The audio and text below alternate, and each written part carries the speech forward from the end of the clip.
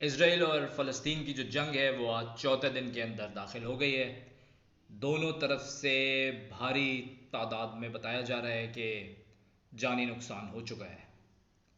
और जो इसराइल है वो बहुत ज़्यादा एग्रेशन में है और बम्बार्डमेंट कर रहा है फ़लस्तीन के ऊपर। गाज़ा में उनके काफ़ी लोग हैं जो शहीद हो रहे हैं। और जब शुरू किया हमास ने, तो जिस तरीके से उन्होंने मिसाइल मारे, तो काफ़ी नुकसान इसराइली ने भी उठाया है।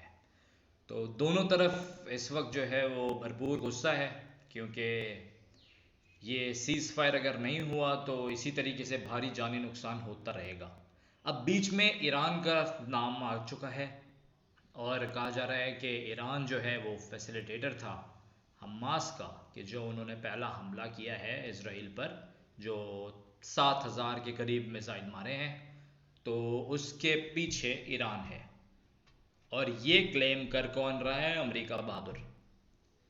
इसराइल की तरफ से ऐसी कोई भी स्टेटमेंट ऑफिशियली शाया नहीं की गई है, लेकिन अमेरिका ने ये चीज़ बोली है ऑन रिकॉर्ड, ऑन पेपर। उनके अखबार ने भी इस चीज़ को क्लेम किया है।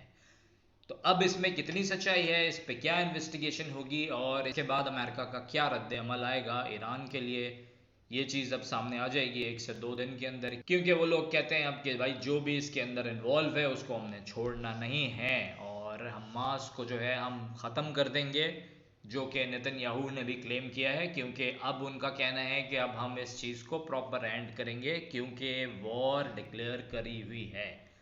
दूसरी तरफ इसराइलीज़ का क्या हाल है? वो निकलना चाह रहे हैं इसराइल से, एयरपोर्ट पे रश हो गया है, फ़्लाइट्स कैंसिल हो चुकी हैं, एयरपोर्ट्स पे रश हो गया है। और ये पहली बार मेरा ख्याल में देखने में आया है। 2021 में इन्होंने जो एक इनकी लड़ाई हुई थी उसके अंदर, उस वक्त जो है वो इसराइल के अंदर भी जो अरबी थे उन्होंने फ़लस्तीन को सपोर्ट किया था और इसराइल के ख़िलाफ़ एहतजाज भी किया था। लेकिन इस बार ऐसा कुछ नहीं है, कोई एहतजाज वहतजाज नहीं है। लोग जो वहाँ पर हैं इसराइल में, जो लोग चाह रहे हैं कि अपनी जानें बचा के निकलें, उन्होंने एयरपोर्ट पे रश कर दिया है। और वहीं पर थोड़ी बदतमीज़ी भी हो रही है लोगों में आपस में कि पहले भाई मैं आगे लगूँ या पहले तो लाइन में तुम आगे लगो, क्योंकि फ़्लाइट्स कैंसिल हो चुकी हैं। तो अब ये क्या होगा, किस तरफ ऊँट बैठेगा? क्योंकि जो कंट्रीज़ हैं, दुनिया जो है वो इस पर डिवाइड हो चुकी है। यूएई सपोर्ट करता है इसराइल को, इंडिया सपोर्ट करता है इसराइल को, ब्रिटेन सपोर्ट करता है इसराइल को, और दूसरी तरफ कतर सपोर्ट करता है फ़लस्तीन को। और अरब ममालिक हैं, लबनान है, आप हमारे जो पड़ोसी हैं अफ़गानी भाई हैं, वो सपोर्ट करते हैं फ़लस्तीन को। तो अब ये आगे जाकर क्या होगा, कहाँ इसका एंड होगा, ये चीज़ें किस तरफ जा रही हैं, ये इनका एनालिसिस करना थोड़ा सा अभी कबलस वक्त है। क्योंकि मेरे कुछ क्वेश्चंस हैं। पहला क्वेश्चन, क्या ये इस एक चीज़ से, जो वेस्टर्न वर्ल्ड है, वो मल्टीपल गोल अचीव करना चाहते हैं? हमास से ईरान के ऊपर चीज़ें आ गई और ये चीज़ भी एक ऑफिशियली स्टेटमेंट जारी कर दी गई कि जो भी इन्वॉल्व होगा उसके ख़िलाफ़ हम एक्शन लेंगे। तो क्या एक्शन होगा? क्या वो एक्शन ईरान के ख़िलाफ़ होगा? और चीज़ें किस तरफ जा रही हैं? अगर ईरान के ख़िलाफ़ नहीं होगा तो फिर क्या हमास तक बात आके रुक जाएगी? और जो सीज़ फायर है वो कब होगा? बीच में कौन से ऐसे प्लेयर्स हैं जो रोल प्ले करेंगे? हिजबुल्ला के बारे में अब भी बात हो रही है, तो वहाँ उनके बारे में क्या स्ट्रेटजी होगी वेस्टर्न वर्ल्ड की?